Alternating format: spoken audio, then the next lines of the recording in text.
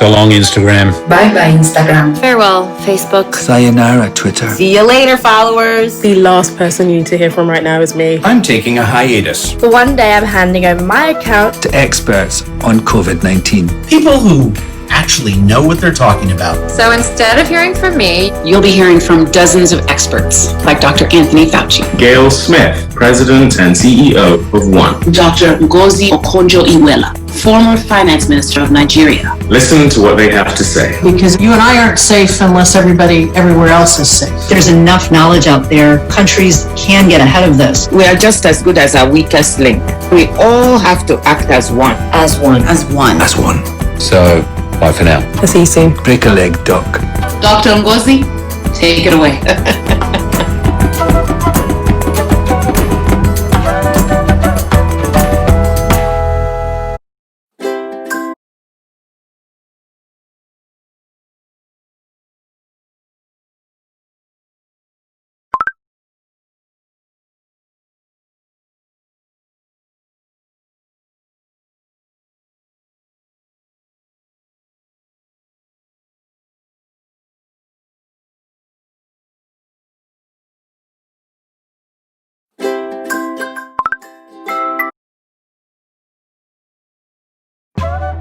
Thank you, Millie. It's such an honor to be here with you and your community of fellow girl bosses. My name is Aya Shebi. I'm the first ever African Union Youth Envoy and founder of Pan-African platforms like Africa Youth Movement and Afrozist. I'm super excited to talk to you about how can we come together as young women and girls all around the world to fight the effect that COVID-19 is having, especially on access to education.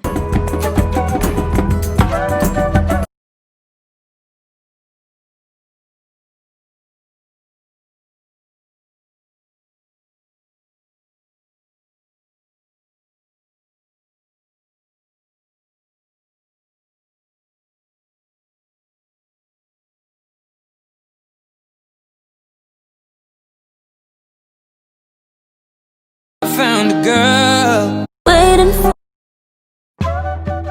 Bye-bye Instagram. There are people you need to hear from and it's not me. The most helpful thing I can do is let them talk. See you in a day.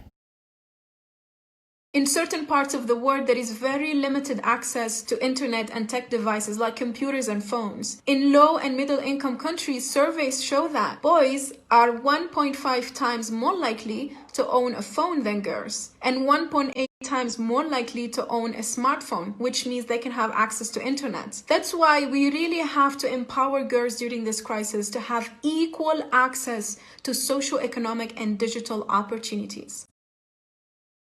To make a difference in today's pandemic and in the future, we need to believe in our power as young women. And our power comes not from blaming the system, but from changing it, from being change makers, from using love to heal and amend the broken parts of our words. We really need to better humanity by harnessing all the tools and talents we have and work together to accelerate change, because we live in a globalized world and our voices will only be effective in overcoming oppression and injustice if we are united and collaborative. As the world becomes a global village, I truly believe the struggles of the next decade will require global solidarity. We are all in this together, and we've overcome hardships before. I feel the emotional and mental stress too, but I wake up every morning, do my meditation and smile, filled with hope that I can support someone else and that we can all get through this together by being the best versions of ourselves.